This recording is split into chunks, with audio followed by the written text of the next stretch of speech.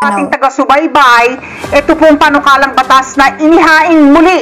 No, so this bill was refiled by Senator Ping Lacson, no, na maaring managot yung mga anak kapag napatunayan na inabandona nila, pinabayaan yung kanilang mga magulang sa kanilang pagtanda. Siyempre ito po ay para sa proteksyon at seguridad ng mga matatatandang mga tatay at nanay.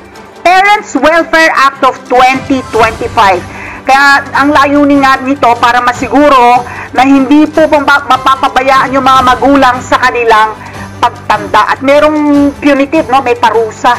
300,000 sa mga mapatunayan na lalabag po dito. Dr. Mary Jean, offhand po, ano po ang reaction nyo dito sa panukalang batas ni Senator Ping Lacson? Pabor o hindi pabor? Pabor sa ilang probisyon pero hindi naman pabor sa iba pang probisyon?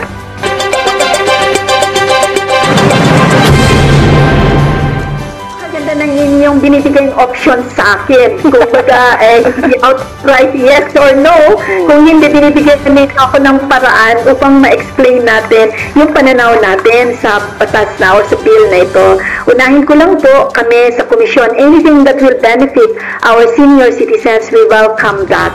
At kami nagpapasalamat sa ating mga mambabatas kasama si Senator Ping Lacson. Subalit, sabi ko nga kaya maganda yung iyong binigay sa akin na options Pabor tayo, subalit. Una, kailangan natin sigurong pag-aralang mabuti, no? Putihin natin ang nilalaman ng ating batas na yan.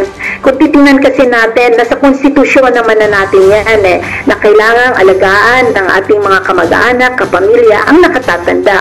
Pangalawa, by nature and by culture, ang Pilipino ay mapagmahal sa kanilang mga nakatatanda. So, itong bill na ito, medyo punitive ang approach and medyo legalistic siya. So, kailangan siguro natin ano kaya ang pwedeng gawin upang mainganyo yung mga kamag-anak o pamilya na maalagaan ang mga nakatatanda na miyembro ng kanilang family. Una, we also have to look into the demographic shift at saka yung tinatawag kong sandwich generation. Pangatlo, at natin yung economic capacity ng mga pamilya na yan. So maybe there we can kick off on the discussion paano natin mapalawig at mainganyo na alagaan talaga yung ating mga lolo at lola.